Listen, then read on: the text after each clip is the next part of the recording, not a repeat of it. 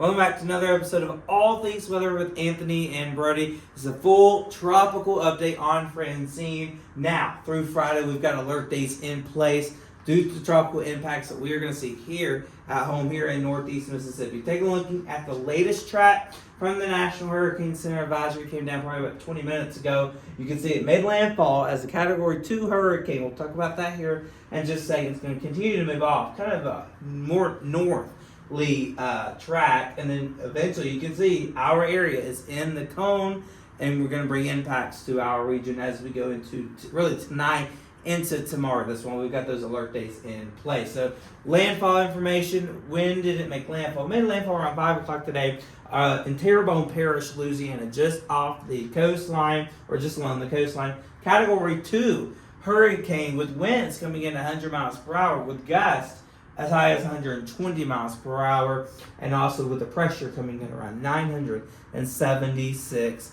millibars. Now, as we go through tropical storm warnings, they extend as far almost up to Jackson, Mississippi. You've got hurricane warnings, you've got storm surge warnings, things like that along the coast. A really good chunk of Louisiana now, as you can see, from Baton Rouge to Lafayette, all the way to New Orleans and Bogalusa, places like that. No tropical storm warnings for us here at home, but what can we expect? Gusty winds, sustained winds, 20 to 25 miles per hour. You've already noticed outside, it's already breezy. That's just going to continue to pick up with those winds as we go throughout the rest of the night. Gusts as high as 50 miles per hour possible.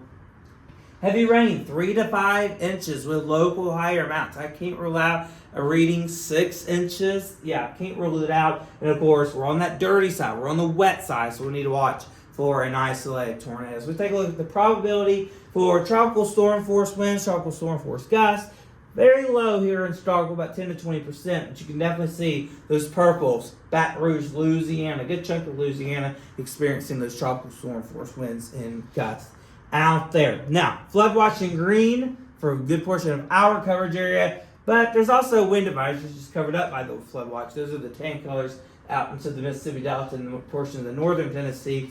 And you've already noticed, and we've got tornado watches, Gulfport to New Orleans, just off the screen there. So that's another threat we've got to watch for, is that tornado threat. How much rainfall? Again, 3 to 5 inches with the local higher amounts. I really think the highest amounts will be kind of right along the Alabama-Mississippi state lines, Lowndes County, Oktibbeha County, Itawamba County, Monroe County, some of those counties right along the Alabama border will probably have the best chance of seeing those higher rainfall totals.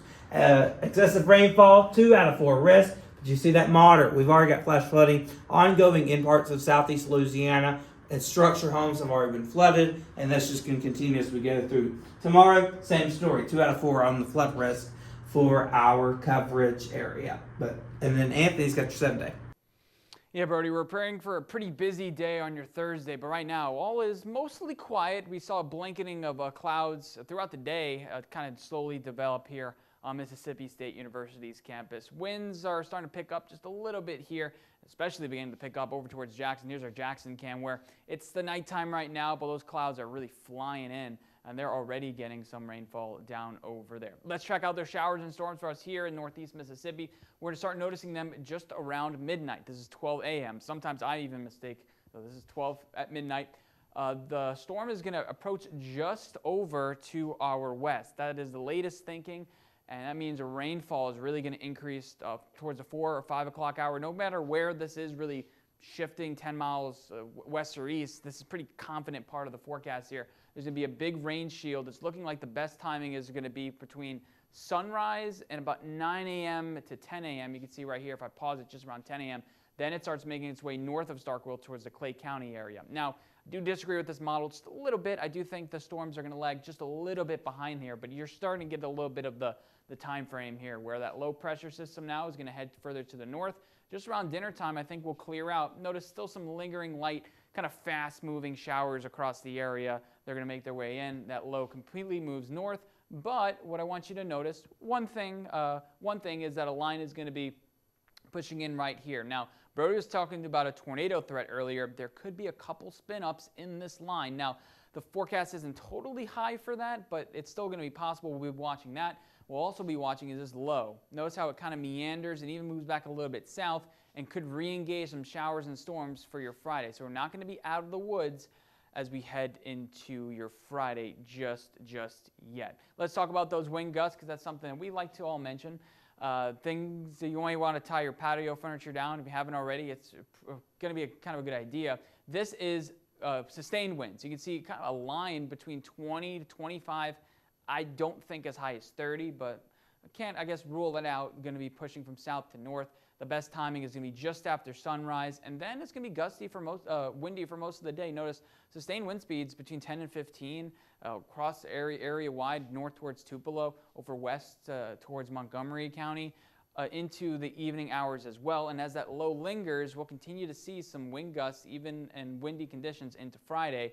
Now, it may be kind of a moot point, but let's also do wind gusts, because that is something that will be important as well. These are less than a minute that you record these wind speeds, but 45 in Starkville, 38, you can see this particular model showing, and that is going to move south to north around the same time frame for us here. So the wind speed timing around noon is when that's going to kind of lift north across the entire area. Notice still staying gusty into the afternoon and evening, and then on your Friday, maybe not gusting too high. It's more going to be a 10 to 15 mile an hour kind of constant annoying wind, I'll call it, on your Friday, but will continue to be a story on your Friday. Now, this is a graphic I'll kind of go quickly through, because I kind of just mentioned all these points. 10 to 25 mile an hour is kind of the thinking. A winds peak from a 9 a.m., 12 p.m., and it's still going to be gusty on Thursday evening. And the rainfall totals, Brody mentioned them, 2 to 4 inches. Can't rule out a locally higher amount towards 5 inches. And then 5 p.m. Starkville and 6 p.m. Tupelo, we can kind of say the rain's going to be out of there. Here's the next big story. I mentioned it, that Friday we could receive some rain as well. The Hardy concert got moved to Friday. I'm calling for a 20% chance, low, but still there, for the evening. The concert starts at 6. We'll be in the mid-70s for that. Kind of the same story, kind of mild into the overnight with temperatures in the 70s. We got to our 6th day, finally. So notice how things do get better by the weekend. Still holding out a chance for rain Saturday and Sunday, put about 20%. And then next week, drying out just a little bit more, turning more into a normal, I guess, pattern, where temperatures are usually this time of year in the upper 80s with lows in the mid to upper 60s. So that's kind of what we'll get over the weekend into the extended forecast. But for now, we've got a tropical storm to worry about.